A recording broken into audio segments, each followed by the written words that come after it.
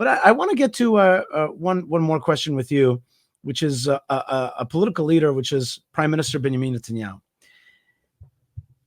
In many ways, one could make the argument that he's at fault for a lot of this. He's allowed our enemies to put those chess pieces in play in South Lebanon, in Gaza, under his administration, under his nose. He funneled money into Gaza. He voted for the disengagement. He also released the terrorists that became the heads of Hamas in our time. So kind of like, let's be real. And now there's this turnaround.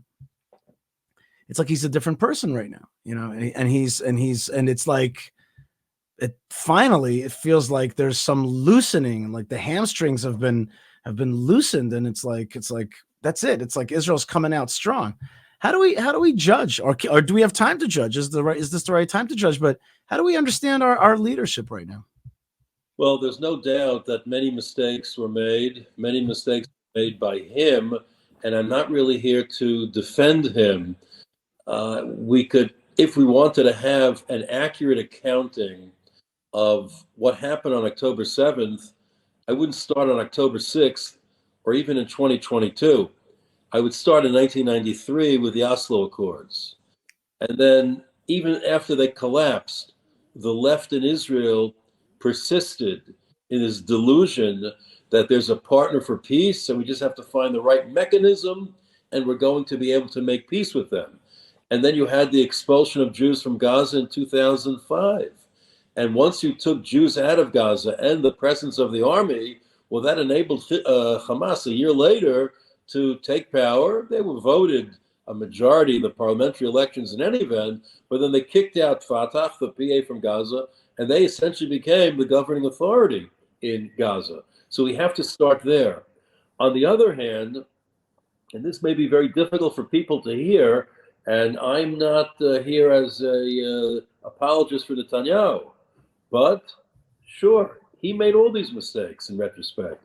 Gilad Shalit trading over 1,000 terrorists for one soldier, one of them being Yahya Sinwar. And like you said, funneling billions of dollars from Qatar and other countries to Hamas in Gaza that facilitated the construction of that underground terror network. But, and here's a critical but, where are the people? Do the people want the Shalit deal? Overwhelmingly, yes. Do the people want to buy quiet in Gaza by giving them billions of dollars? Yes, that's what the people wanted. So we can criticize him, and a lot of the criticisms are valid and fair, but then you have to understand, where is the prime minister and where are the people? A leader cannot get too far away from his people's perceptions of the conflict, and had he done that, it would have been a different outcome altogether for him individually and for the nation as well. And I'll give you a perfect example. We know that Israel, in this case, it's very analogous to America. There are people who have this irrational hatred of Donald Trump. In Israel, there are people who have this irrational hatred of Benjamin Netanyahu. And they look at everything through the prism of, is it good or bad for Netanyahu? Just watching the news tonight, there's a whole group led by Dan Chalutz, who was the failed chief of staff in the losing second Lebanon war in 2006, who are literally saying they would rather lose the war if it meant getting rid of Netanyahu. So I ask you, if Netanyahu, and we don't know what he knew, and my assumption is he did not know Hamas was planning an attack for October 7th, but let's say he did know, and October 6th, he launched a preemptive strike in Gaza in order to thwart the invasion that was scheduled for the next day. I ask you, Yishai, and you're a sophisticated observer and know the Israeli public and media very well, what would have been the reaction of the media and the public? He could have been easily, warmonger and deflect attention from his trials and from his polling. Right. He's sending our children to die. Wag the dog scenario. That's what they would have said.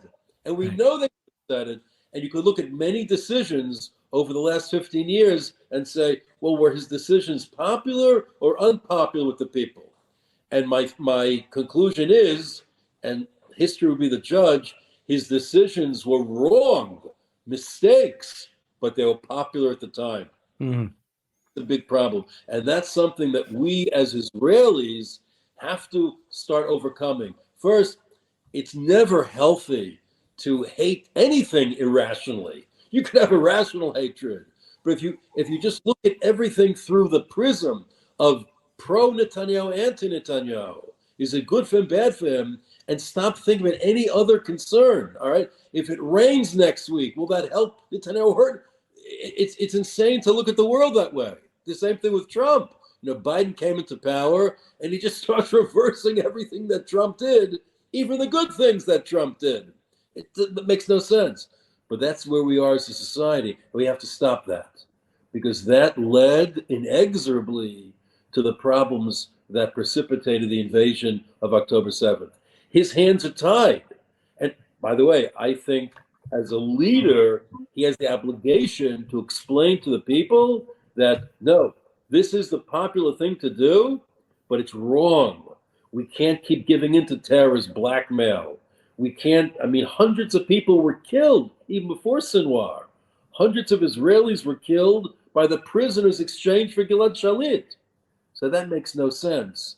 And we have to stop that pattern, which, of course, even now in Israel, people are again encouraging, of you're essentially incentivizing hostage taking by our enemy because they know it works. Well, the fact that it works is good for them, but it's bad for us. And as a people, we have the ability to look beyond the needs of today and what feels good today, and look more at what will provide long-term stability in our lives, in Israel and in this region. Rabbi Stephen Pruzansky, I think that one of the funniest things is that if I would speak to my liberal friends, I always remind them that the term tikkun olam is actually about not paying too much for hostages. That's one of the purposes of it. I'm just like, the whole tikkun olam, even your term, is used exactly in the opposite direction. It's like, don't do too much, because if you pay too much for hostages, then the hostage takers will start to believe that this is the way to do business. All they have to do is the next line in the Talmud, and they'll see that it's a great mitzvah to ransom hostages, but not more than their value, not when it will endanger society. But you have to read on a little in order to get one more line, not much.